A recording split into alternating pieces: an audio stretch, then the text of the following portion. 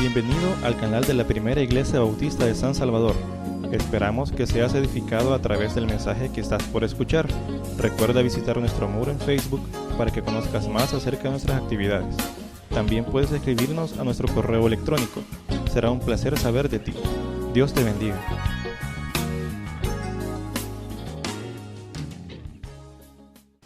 Y cuando terminó Jesús estas palabras, la gente se admiraba de su doctrina, porque les enseñaba con quién tiene autoridad y no como los escribas. Hermanos, hermanas, nuestro Señor Jesús, Dios el Padre Celestial, nos han dado autoridad. Y con esa autoridad podemos sanar enfermos, echar fuera demonios, en el nombre de Jesús de Nazaret. Pero al mismo tiempo necesitamos el poder del Espíritu Santo para cumplir con la gran comisión. Así la hemos conocido desde que alguien la bautizó así. ¿Qué consiste en predicar el Evangelio del Reino de Dios? En bautizar y enseñar a guardar todas las cosas que nuestro Señor y Salvador Jesucristo nos ha enseñado.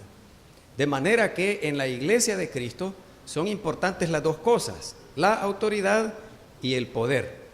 Juntas, no divididas, deben estar en nuestra vida y en la vida de la iglesia también. Van de la mano la autoridad y el poder. La autoridad sirve para mostrar el dominio de Dios sobre todas las cosas y el poder del Espíritu Santo para predicar el Evangelio, bautizar y enseñar a guardar las enseñanzas de nuestro Señor Jesucristo, que conocemos como la Gran Comisión. En el Nuevo Testamento hay varias palabras griegas que se traducen a nuestro castellano como poder, autoridad o potestad. Son similares, pero no iguales. Son parecidas, pero no iguales. Y hay dos palabras griegas que se destacan entre todas las que se usan en el Nuevo Testamento. La primera se relaciona con el poder y es la capacidad para hacer algo. Yo puedo nadar, yo puedo manejar bicicleta, yo puedo manejar un vehículo. Son cosas que nosotros estamos capacitados para hacer. Pero la autoridad es algo que se delega en otra persona para que desempeñe un puesto o que cumpla una misión. Por ejemplo, cuando tenemos nuestra sesión de trabajo al fin del año y nombramos a las personas que servirán en los ministerios o comisiones de trabajo para el año que viene, se les delega, se les autoriza. Cuando hay un embajador de nuestro país en otro país, está autorizado para representar al país y hacer otras funciones. Una cosa es el poder, otra cosa es la autoridad.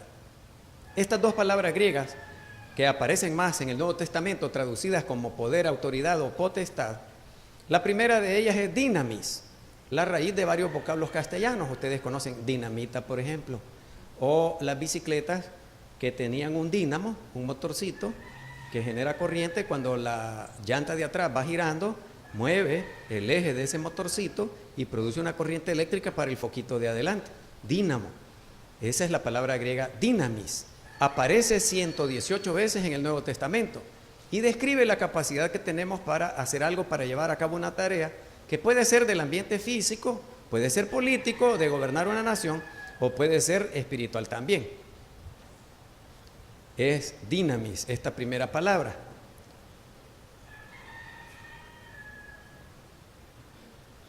Y la otra es exousia, exousia.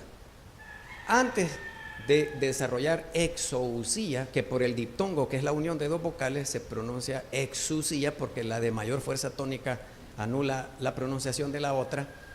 Fíjense ustedes que el poder no proviene de la persona. Esto debemos de tenerlo nosotros clarito. El poder no proviene de la persona. La autoridad no proviene de la persona. Alguien le otorgó el poder, alguien le otorgó autoridad o le delegó autoridad.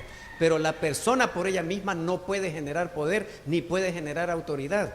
Y si tiene, es en calidad de préstamo. El apóstol Pablo escribió en la carta a los Romanos, que estamos estudiando en la Escuela Bíblica Dominical, a propósito de los 500 años de la Reforma Protestante. En el capítulo 1, versículo 16, porque no me avergüenzo del Evangelio, porque es poder de Dios, el poder de Dios, dinamis de Dios. Fíjense bien en este detalle. inspirado por el Espíritu Santo, el apóstol Pablo escribió: la dinamis de Dios se muestra en la salvación para todo aquel que cree, al judío primeramente y también al griego. Es decir, que todo el mundo puede ser salvo del castigo eterno del pecado por la fe, el que cree en Cristo como su Señor y Salvador. El poder de Dios se mira en la creación entera, pero se mira principalmente en la salvación que nos ha dado. Y el apóstol Pablo no se avergüenza de esa dinamis de Dios. Nuestro Señor y Salvador Jesucristo es el que nos dio a conocer al Padre Celestial. Y Él nos da acceso a ese poder.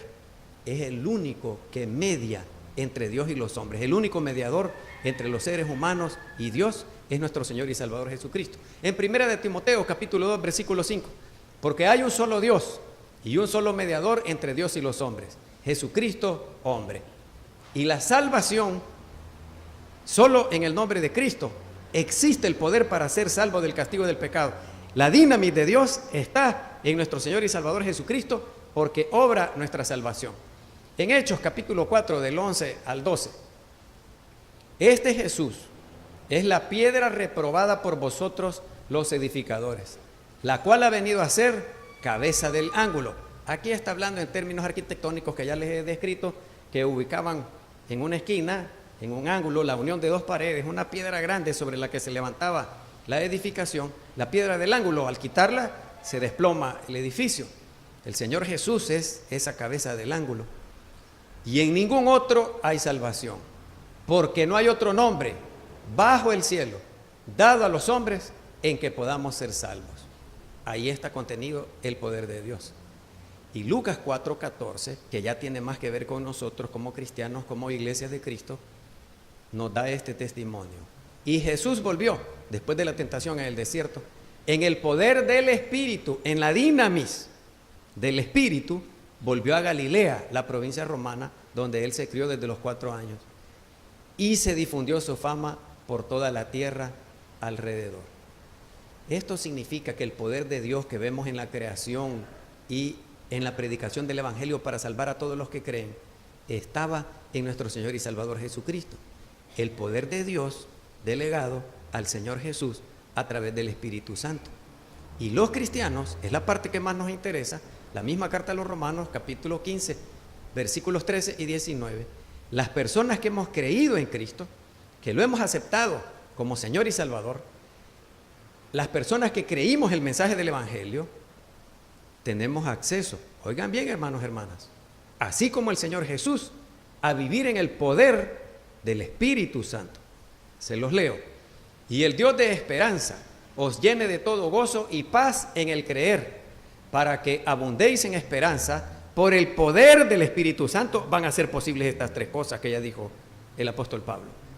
Y van a tener potencia de señales y prodigios en el poder del Espíritu de Dios. Así como el apóstol Pablo lo había recibido, y desde Jerusalén y por todos los alrededores hasta el Ilírico, todo lo ha llenado del Evangelio de Cristo. Otra vez se lo voy a repetir: el creyente no tiene poder en él mismo, no tiene autoridad tampoco, que ya vamos a desarrollar autoridad. Viene de Dios, viene de Cristo, viene del Espíritu Santo. Es un poder otorgado, un poder delegado, un poder que lo usemos para mientras. Como decían las abuelitas de nosotros, es que la vida la andamos prestada. Y a uno se le olvida que se la han prestado y que se la van a pedir que la devuelva y que la regrese. Como mis hermanas, que iban a algún lugar y le decía: préstame tu falda o préstame tu blusa. Pero pasadito unos minutos, por alguna razón, tuvieron una diferencia y le decía la una a la otra: devolveme la falda, devolveme la blusa. Es prestada, no es de uno. El poder y la autoridad no es nuestro, como la vida no es nuestra. Y en cualquier momento nos dicen: dame acá esa vida que te presté. El creyente no tiene poder y no tiene autoridad en él mismo, la ha recibido delegada de parte de Dios, del Señor Jesús y del Espíritu Santo. Lo voy a decir de otra forma: ningún ser humano en el mundo entero, cristiano, tiene poder de transformar a otro. Óiganlo bien, hermanos, óiganlo bien, hermanas. Por eso nuestro Señor y Salvador Jesucristo nos dijo: ¿por qué miras la basurita que está en el ojo de tu hermano? y no echas de ver la viga que tienes en el tuyo. Hipócrita, farsante, actor de teatro, de cine o de televisión. Saca primero la viga de tu propio ojo y entonces verás bien la basurita que está en el ojo de tu hermano. Es decir, que yo no puedo transformar la vida de nadie por mí mismo, por más que me esfuerce, ni siquiera la de mis propios hijos, porque no son como yo quisiera que fueran. El pastor no puede transformar a la congregación como él quiere, porque no puede, con que no puede uno transformarla de uno mismo, mucho menos va a poder transformarla de otro. Pero antes que pretender transformarla de otro, uno tiene que transformarla de uno mismo, porque uno dará cuentas a Dios por uno mismo, no dará cuenta por los demás. Entonces la preocupación no es querer andar arreglándole la vida al otro. Ay, déjenlo que sea como él quiera hacer. Hay que amarlo, hay que aceptarlo, hay que tolerarlo, hay que aguantarlo. Algún plan tiene Dios para la vida de él y para la vida mía. Pero yo no puedo cambiarle la vida a nadie, ni a los hijos que son en quienes más influimos, que están con nosotros la mayoría de días y años en la vida y que oyen nuestro regaño y nuestro consejo, pero nunca llegan a ser como uno quisiera que fueran. Entonces, contrario a pretender cambiar la vida de los demás, uno debe transformarla de uno de acuerdo a la voluntad de Dios primero. Así que uno no puede transformar a nadie y no puede sanar a nadie tampoco de una enfermedad. Yo ya quisiera. Una vez platicando con el hermano Carlos, le dije, hermano Carlos, ¿y por qué no le pedimos a los enfermos que pasen, pues?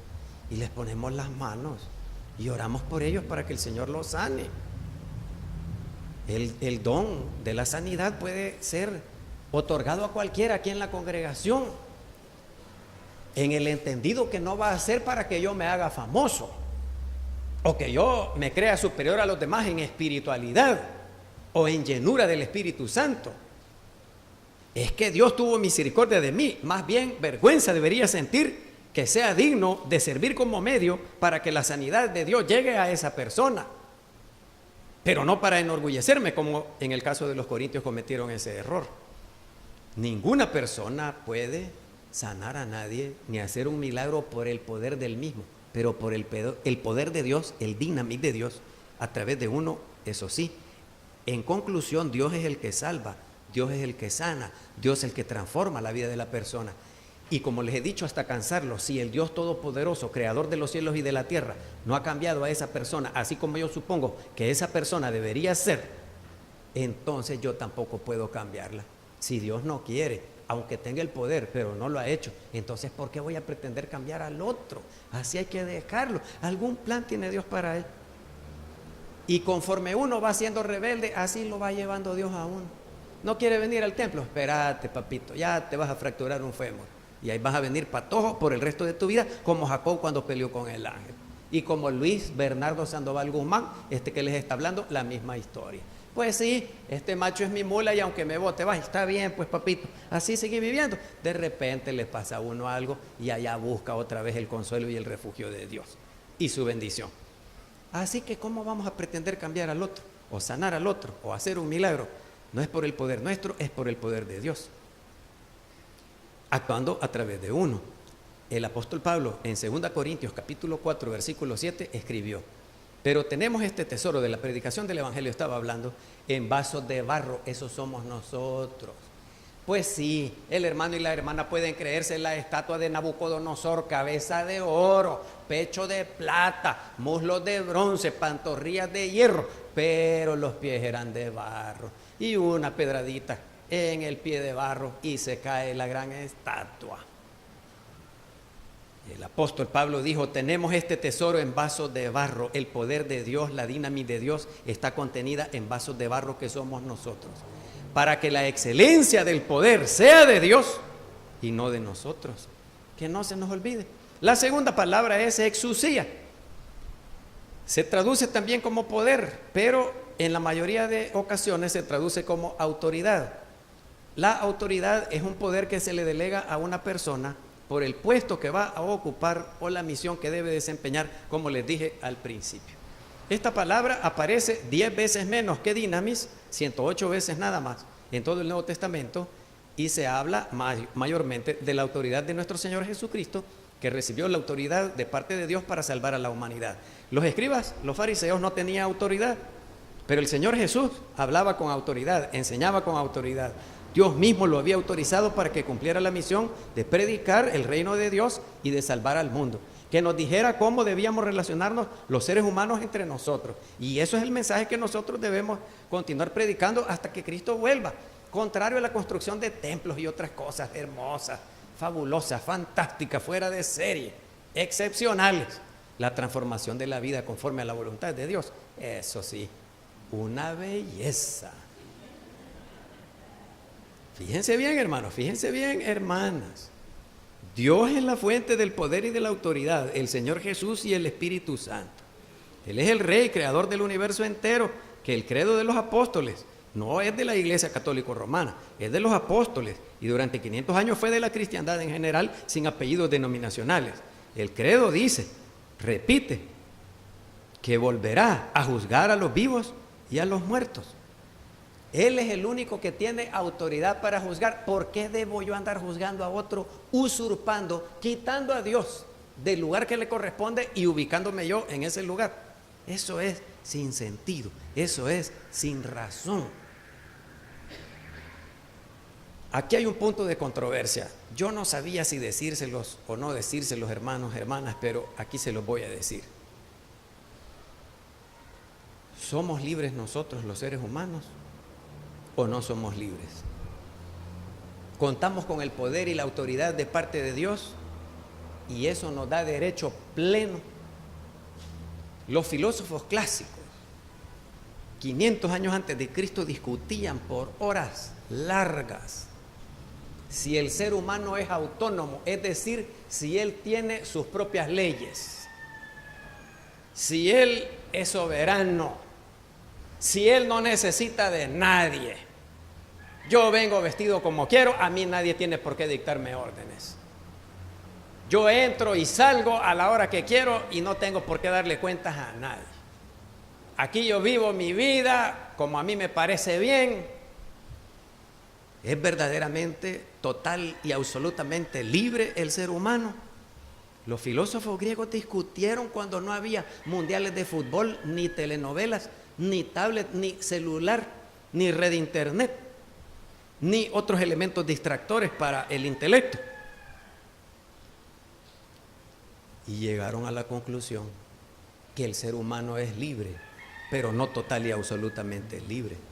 Que su libertad es limitada, porque siempre está bajo una autoridad superior a él.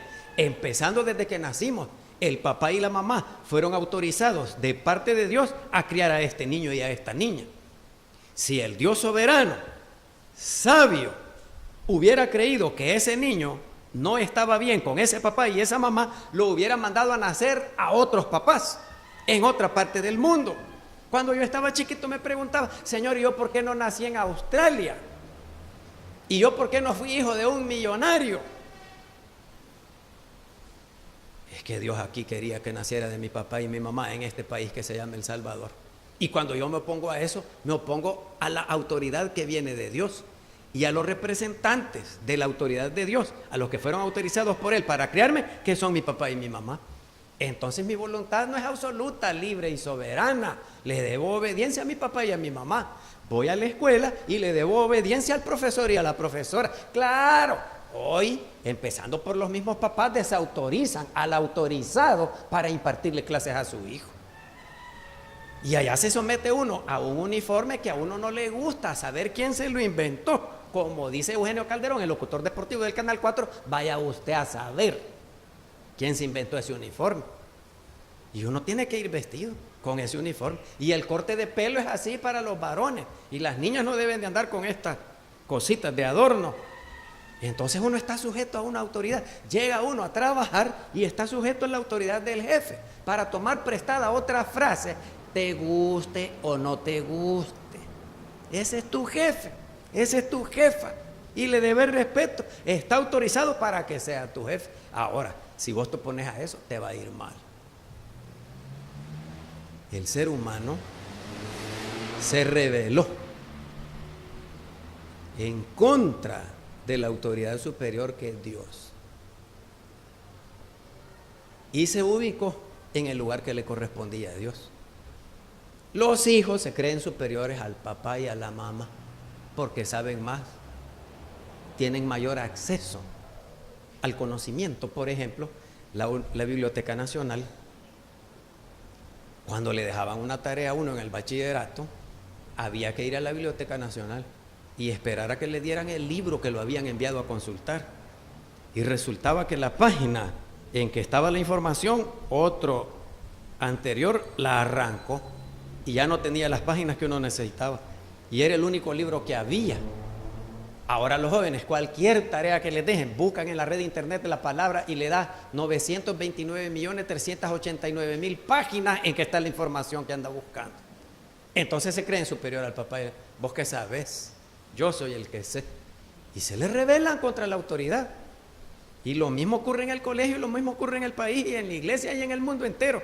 Se rebela uno contra la autoridad, la línea de autoridad de la que viene directamente de Dios. Y allá en el Génesis 3, pretendiendo ser autónomo, porque la tentación fue la original, no serán humanos, no tendrán las limitaciones que te impone ser humano, serás como Dios. Y allí Adán y Eva, nuestros primeros padres, cayeron en la tentación de querer ser como Dios, romper las limitaciones humanas. Y buscando la soberanía y buscando ser absolutos, ocurrió el elemento contradictorio que les mencioné antes. Pretendiendo ser libres, ellos solitos se esclavizaron al pecado. Nadie los obligó, ellos solitos. Esa rebelión en contra de Dios se llama pecado. Y dejó a la humanidad abierta a la influencia de toda clase de males. Y por eso vino nuestro Señor y Salvador Jesucristo, autorizado por Dios para volver a los ideales del huerto del Edén, a la humanidad entera. Y la invita a través de nosotros, como si fuéramos loritos, repetimos cada domingo: ¿quién quiere aceptar al Señor Jesús como el Señor de su vida? ¿Quién quiere dejar de andar buscando libertad, autonomía y otras cosas fuera del ambiente donde Dios es el Rey? Vuelva a los caminos del Señor, que será amplio en perdonar. Pero la gente dice: no me convence ese pastor. Yo sé más que él. Cuando él estoy predicando, yo con mi iPhone 10 estoy buscando la información ahí. No, ahora no, pastor, tal vez en otra ocasión. ¿Cómo que uno le anda vendiendo lavadoras o refrigeradoras? A través de nosotros, a que nos ubiquemos bajo la cobertura de la autoridad de Dios, en el estilo de vida que Dios quiere para nosotros. Y esa misión se la encomendó a la iglesia, y por eso le dio poder y autoridad, dinamis y exusía, para que cumpla con una función en el mundo, para que comparta la misión del Hijo Jesús. En 2 de Corintios 5, del 17 al 20, ustedes se lo saben de memoria: de modo que si alguno está en Cristo, nueva criatura es. Ya no es el mismo de antes. El Luis Sandoval inconverso ya no es el mismo de hoy. A mí por eso me gusta ocupar de ejemplo al hermano Martín Ibarra, que era luchador de lucha libre profesional y se llamaba La Sombra Segunda, porque había otro antes que él que se llamaba La Sombra Primera, y salió La Sombra Segunda, que es el hermano Martín Ibarra. Ténganle miedo que no se le ha olvidado cómo echar candado a la cabeza y la doble Nelson. Ya tirarse la tercera cuerda está un poco dudoso, pero todavía tiene el cuerpo de luchador. Y el testimonio del hermano Martín Ibarra. Cuando el hermano Julio César Hernández oyó el testimonio del hermano Martín Ibarra, dijo, él estaba dirigiendo el servicio de adoración al Señor, verdaderamente dijo que el hermano Martín ya no es la sombra de lo que antes era, dijo. Era la sombra segunda, hoy ya no. Así que el que está en Cristo, nueva criatura es. Las cosas viejas pasaron, todas aquellas mañitas que teníamos pasaron. He aquí todas son hechas nuevas, una nueva creación es la persona. Y todo esto es por el poder de la persona, no, todo esto proviene de Dios, quien nos reconcilió consigo mismo por Cristo. Y a los cristianos, a la iglesia de Cristo, le dio el ministerio de la reconciliación, que Dios estaba con Cristo reconciliando consigo al mundo, no tomándoles en cuenta a los hombres sus pecados. Mire qué hermosura. Castigo nos merecemos, pero no nos lo tome en cuenta. Y nos encargó a nosotros la palabra de la reconciliación, a los cristianos y a la iglesia de Cristo. Así que somos embajadores en nombre de Cristo. Hemos recibido el poder para cumplir con esta función, la autoridad, como si Dios mismo rogase por medio de nosotros. Por eso les digo yo, no soy yo estoy hablando, pero el que les hace la invitación es Dios mismo. Acepte a Cristo como su Señor y Salvador. Por eso le rogamos en nombre de Cristo, reconciliados con Dios. Pero debe quedar bien claro en nuestra mente que es Dios quien delega en el creyente la autoridad espiritual necesaria para cumplir con la misión de predicar las buenas noticias de salvación. Debe quedar bien claro que no es nuestro el poder, es de Dios. Y los cristianos podemos acceder a ese poder de Dios por medio de la obra de Cristo, que abrió un camino nuevo, rompió el velo del templo de Jerusalén en dos, y podemos entrar con confianza al lugar santísimo. Pero debemos entrar con un corazón sincero, con una fe que no se mueve, que es segurita, y debemos purificarnos de la mala conciencia para estar en la presencia de Dios, y debemos lavarnos los cuerpos con agua pura. Esto está escrito en Hebreos capítulo 10. El poder que debe buscar el cristiano y la iglesia no es como el poder del mundo dominado y orientado por el pecado. Nosotros somos sal de la tierra y luz del mundo, pero ocurre con demasiada frecuencia que el mundo dominado y orientado por el pecado es el que nos sala a nosotros y el que nos nubla, el que nos llena de tinieblas, contrario a que nosotros los iluminemos. Y en el ambiente de la iglesia de Cristo, entonces queremos ejercer un poder que no tenemos. Pero aunque sea en este charquito, encuentro satisfacción porque no puedo encontrarlo en el lago de la sociedad, cometiendo graves errores. Hermanos, hermanas, el poder y la autoridad de parte de Dios no son nuestros y son para ejercitarlos en la predicación del Evangelio del Reino de Dios, en bautismo, en enseñanza de la voluntad de Dios, en cumplir la misión que Dios nos encomendó: sanar enfermos, echar fuera demonios, y no para otra cosa. Vamos a ejercitarnos todos en este poder y en esta autoridad que vienen de Dios el Padre Celestial, de su Hijo Jesucristo y del Espíritu Santo. Queremos darte gracias, Señor, por la bendición que significa para nosotros que el pueblo reconociera que tu Hijo, después de terminar el Sermón del Monte, tenía la autoridad de parte tuya. Y en los capítulos 8 y 9 del mismo Evangelio de Mateo veremos para qué usaba el Señor Jesús el poder y la autoridad. Para que nosotros, como Primera Iglesia Bautista de San Salvador en el año 2017, hagamos exactamente lo mismo. Danos el poder y la autoridad que provienen de ti, no como el mundo dominado y orientado por el pecado lo da. Son ambientes diferentes y son poderes diferentes y son autoridades diferentes. Las de nosotros son para servir, para predicar, para enseñar tu palabra escrita, para sanar toda dolencia en el pueblo. Danos más de este poder y de esta autoridad para que nos ejercitemos conforme a tu voluntad y en el cumplimiento de la misión que nos has encomendado. Te damos gracias, Señor, porque queremos volver al poder y la autoridad que tú nos has dado para cumplir con la misión que nos has encomendado. En el nombre de Cristo Jesús, nuestro Señor y Salvador. Amén.